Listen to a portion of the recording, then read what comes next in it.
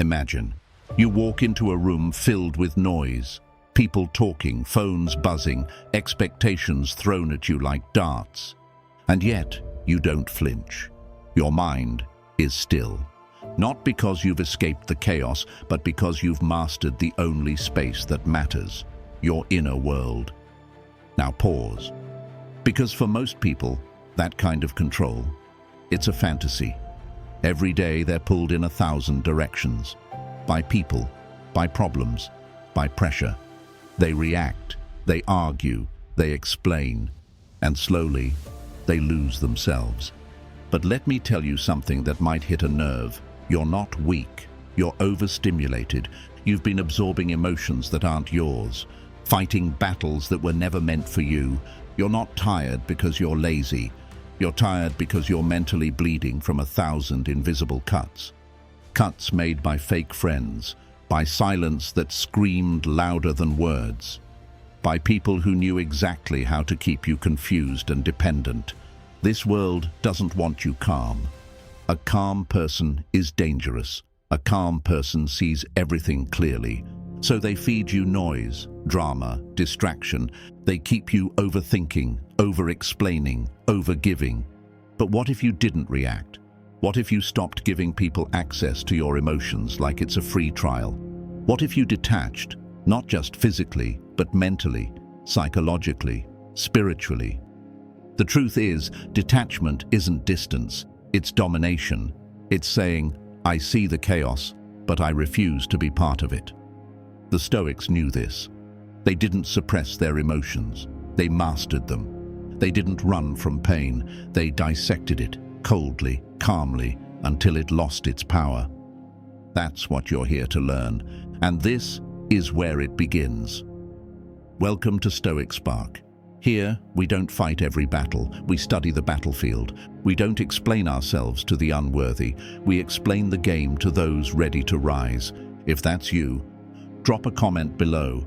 I don't chase storms, I outgrow them. That's your mantra now, like the video if you're ready to detach. Because the storms in your mind, they weren't yours to begin with. Let's start reclaiming your peace by becoming untouchable. Number 1, the illusion of control. You've been lied to. They told you that control equals safety, that the more you hold on to people, to outcomes, to conversations, the more peace you'll have. But that's the illusion, because control doesn't create peace. Control creates pressure. You try to control how they see you, and you become a slave to their opinion. You try to control the conversation, and you miss the real message. They stopped listening a long time ago. You try to control the outcome and forget to master yourself. Marcus Aurelius wrote, "You have power over your mind, not outside events. Realize this, and you will find strength."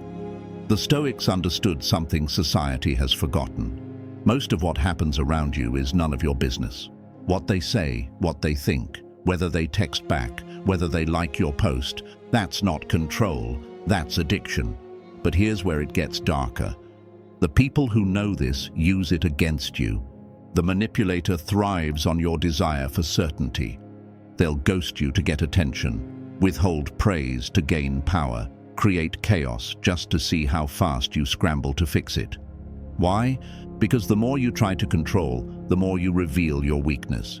You become predictable, reactive, easy to manipulate. But when you detach, when you stop needing things to go your way, that's when they lose grip. You stop explaining, you stop proving, you stop chasing closure, and they panic because you just did what terrifies them most. You walked away without losing yourself. This is where real power begins. Not in controlling them, but in mastering you. If this is making sense to you, it's time. Comment again below. Power is not control, it's calm. And if you haven't yet, like the video. It helps us reach more minds that need this message. Number 2, chaos is a weapon used against you. Most people think chaos is random, just life being life. But here's the dark truth. Chaos can be engineered. It can be crafted like a trap. designed by people who thrive on confusion, who study your reactions like a scientist dissects a lab rat. You think the constant arguments, the drama, the hot and cold behavior is emotional immaturity. Number. In many cases, it's psychological warfare. Because chaos is how manipulators dominate the minds of the weak. They provoke you, then call you too emotional. They disappear, then say you're clingy when you seek answers. They create fires, and then act like they're helping you put them out. That confusion you feel, that mental fog, that's the point. Narcissists, manipulators, energy vampires, whatever label you prefer, they all know one thing. If they keep you emotionally unstable, they keep you under control. You won't think clearly. You'll doubt your memory. You'll apologize just to keep the peace. And that's exactly where they want you, off balance. But the Stoic doesn't flinch in the storm. The Stoic watches it like a chessboard, calm, calculated, emotionless. Seneca wrote, "We suffer more in imagination than in reality." That imagined fear, that spiral of overthinking, that's the chaos they plant in your mind. And if they can plant it, you can uproot it, but only through detachment. Not detachment as in running away. Detachment as in refusing to give emotional oxygen to their fire. When you don't respond, they lose power. When you don't defend, they lose control. When you don't react, they lose the game. And eventually, they collapse under the weight of their own noise. That's how you win. Not by fighting harder, but by refusing to enter the ring. If you've been caught in someone else's chaos, this is your call to step out. Right now, drop a comment. Chaos dies where calm refuses to dance. We're not done yet. We're just starting to reclaim what was always yours, your clarity. Number 3, what detachment really means. Detachment has been misunderstood for centuries. They think it means shutting down, going cold, being heartless. But let me make one thing clear. Detachment isn't absence of feeling. It's mastery over reaction. It's not about avoiding love, anger, or grief. It's about refusing to be owned by them. Detachment is the difference between feeling a storm and becoming one. Think about it. You get hurt, and what do? You respond instantly, emotionally, loudly. Why? Because you think your reaction gives you power. But in reality, your reaction is a map. It tells them exactly where to poke next time. Detachment removes the map. It turns your emotions into data, not direction. The Stoics never told you to be robots. They told you to train your mind like a warrior trains his sword. Marcus Aurelius didn't say, "Don't feel." He said, "Feel it, but don't be ruled by it." Detachment means someone betrays you and you don't seek revenge, not because you're weak, but because they already lost the moment they tried to hurt someone who wouldn't shatter. It means someone lies about you and you don't scramble to defend yourself. Not because it doesn't matter, but because their lies reveal more about them than you. It means someone leaves, and you let them. Not because you didn't care, but because clinging to what doesn't belong to you is another form of self-sabotage. Detachment is a form of quiet power, a psychological stance that says, "I see what you're doing, I feel what you're trying to provoke, but I won't let it penetrate." Because once you become a master of detachment, two things happen. You become emotionally unpredictable, you become psychologically untouchable, and in a world obsessed with reactions, that's terrifying. So let me ask you, are you done being easy to read? Then comment right now. My peace is not up for negotiation. If you're finding value in this, like the video. And stay locked in, because next I'll show you how Stoics turn their mind into a fortress, not a battlefield.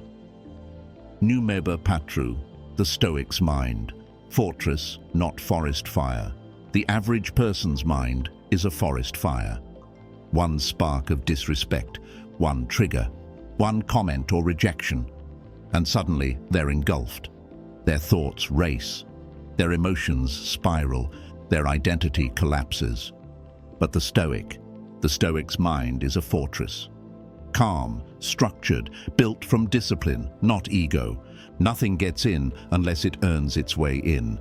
That's the difference between someone ruled by impulse and someone ruled by inner architecture. See, people love the idea of peace, but very few are willing to build the habits that protect it. The Stoics trained for it. Every day, they journaled their emotions, they challenged their impulses, they planned their reactions before the storm hit. They didn't just feel better. They made themselves mentally invincible. Epictetus said, "It's not what happens to you, but how you react to it that matters." But here's where it gets strategic. You must design your mind like it's under attack. Because it is. Every app is fighting for your attention. Every manipulator is testing your triggers. Every conversation is planting seeds, some healthy, most not. And if your mind is wide open, if you let everything in, you'll become the forest fire. That's why Stoic detachment is not passive, it's construction. Build walls where you used to have wounds. Build gates where you used to have leaks. Be intentional about what you let affect you. You don't need to react to every insult. You don't need to chase every thought. You don't need to explain your silence. Because the moment you stop handing out emotional access like candy, you start becoming a fortress, calm on the surface, fireproof within. And here's the psychological twist. Once they realize their chaos can't touch you, they fall apart. Not because you fought harder, but because you refused to burn with them. If you've ever felt like your mind was too easy to hijack, this is the blueprint. Brick by brick you rebuild. And the foundation is detachment. Let them wonder why you didn't react. Let them choke on the silence you gave them, while you remain inside your fortress, calm, clear, unbothered. Now comment below to reinforce this mindset. I don't burn with chaos, I build through silence. And if you're finding this powerful, like the video. Stick with me, because next, we're going to expose the exact tactics the weak and toxic use to drag you back into the fire. Number 5. How the weak get pulled in. Let's be honest. Most people don't get manipulated because they're stupid. They get manipulated because they're emotionally available to the wrong people. And when I say weak, I'm not talking about physical strength. I'm talking about emotional discipline. Weak people get pulled in because they still believe that every reaction deserves a response, that every insult deserves an answer, that every person who hurts them deserves an explanation. But here's the cold truth. The more reactive you are, the easier you are to control. Let that sink in. Every time you lash out, chase closure, send that 3-paragraph text. You hand over your power like a gift-wrapped trophy. And manipulators, they love people like that. People who explain too much. People who overthink silence. People who confuse validation with connection. These people are emotional vending machines. You press the right button, you get a reaction. And when that happens, you're not in control of your life. You're just a puppet, dancing to the rhythm of someone else's dysfunction. That's not strength, that's slavery. But here's the flip. The Stoic, he doesn't flinch. He doesn't text back impulsively. He doesn't go looking for drama to validate his worth. He sees the game and chooses not to play it. Why? Because he knows something the weak haven't realized yet. Silence isn't weakness. It's dominance. The weak get pulled in because they haven't yet mastered one truth. Your energy is currency, and not everyone deserves $1. You want to stop being manipulated, then stop being emotionally predictable. That's what they feed on. They memorize your triggers. They study your patterns. They wait for your slip. But when you go cold, not cruel, just clear, they lose their script. They don't know whether to bait you with praise or provoke you with silence. You become unreadable, and unreadable is unbreakable. So how do the weak get pulled in? They react out of fear. They respond to everything. They personalize every comment, and they waste years trying to heal through people who broke them. The Stoic doesn't beg for closure. He becomes it. He doesn't argue with liars. He lets their lies rot in the silence. He doesn't chase people who walked away. He locks the door from the inside and never looks back. Because at the end of the day, detachment isn't just a mindset. It's a weapon, a sword made of self-control. So if you're tired of getting sucked into drama, confusion, betrayal, this is your moment. Right now, drop a comment and anchor this into your identity. I respond to strategy, never to noise. Like this video if you've ever been pulled in and you're done with it. Because next, we're stepping into the most feared tactic of the Stoic, silence. Not just as a defense, but as a psychological strategy to shatter control. Number 6, silence as strategy. Silence. The most underestimated weapon in your entire arsenal. People think silence means you have nothing to say, that you're passive, weak, avoiding. But in the world of psychological warfare and Stoic power, silence isn't emptiness. It's control, it's data, it's a loaded weapon with no fingerprints. See, manipulators, narcissists, and emotionally chaotic people rely on one thing: your response. They thrive on your reaction. If they can provoke you, they can control you. If they can trigger you, they can reframe the narrative. But when you respond with silence, you don't just confuse them, you dismantle their script. Suddenly, they're forced to sit with their own behavior. That silence they used to weaponize against you, now it's turned back on them. And it's deafening. Here's what they don't want you to realize. When you stop reacting, you start watching. And when you start watching, you begin to see them clearly. The patterns, the games, the manipulation disguised as jokes, the disrespect masked as just being honest. Silence gives you space, and space gives you sight. It's in that space that the Stoic begins to calculate. He isn't running, he's observing, he's letting the fire burn out on its own. Because here's the thing about chaos, it doesn't survive in silence. Toxic people want a reaction so they can play victim to your response. But if you give them nothing, no words, no energy, no emotion, they're forced to confront the one thing they can't handle, themselves. That's the strategy. You don't win by yelling louder. You win by staying calm, clear, calculated, while they self-destruct. In dark psychology, this is known as tactical withdrawal. It's not weakness, it's delay. It's the refusal to play a rigged game. Think of it like this.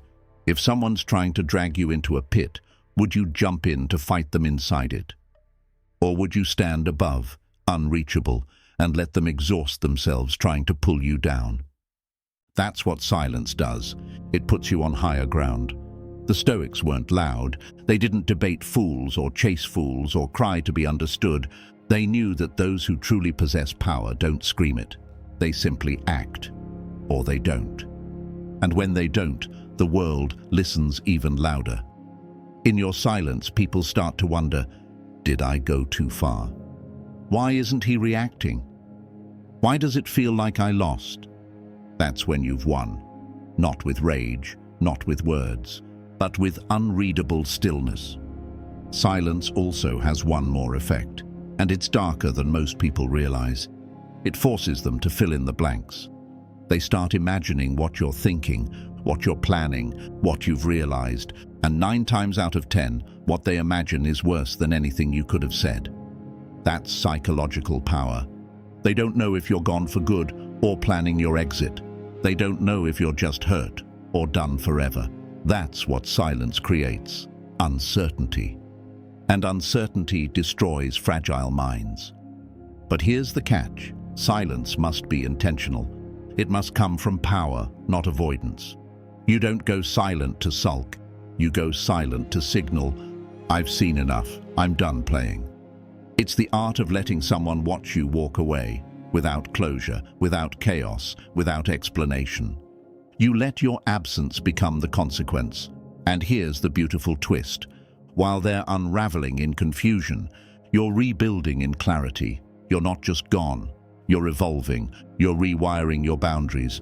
You're preparing your mind for a future that doesn't include the emotional taxes they use to charge you. And once you master that kind of silence, people will think twice before they try to shake your peace, because you've proven something most people never can, that your calm is not weakness. It's a warning, a signal that says, I don't need to fight to prove my worth. I just remove myself, and the storm follows me out. So let me ask you, are you still explaining yourself to people who love to misunderstand you? Still reacting to those who bait you with disrespect? Or are you ready to upgrade? Right now, comment below and own this new weapon. My silence speaks louder than their chaos. And if you've ever used silence as a strategy, share it in the comments. Your story could show someone else how to protect their peace. Like this video if you've ever given someone the silence they earned. And stay with me, because in the next chapter, we're entering one of the most chilling psychological shifts. What happens when the manipulator starves? When you stop feeding them attention, approval, emotional drama. That's next, and it's when the tables turn. This is Stoic Spark. We don't just talk about strength, we build it in the shadows. Number 7, dark psychology, starving the narcissist. There's one thing toxic people can't survive without: your attention. Not your love, not your loyalty, not your time. Your attention, because to them, attention is oxygen, approval is fuel, and emotional chaos is how they stay alive. You want to know what really destroys a manipulator? It's not screaming at them. It's not exposing them. It's not outsmarting them in an argument. It's starving them. No energy, no explanation, no reaction. That's the ultimate betrayal to someone who feeds on control. Because narcissists and emotional predators thrive on the loop.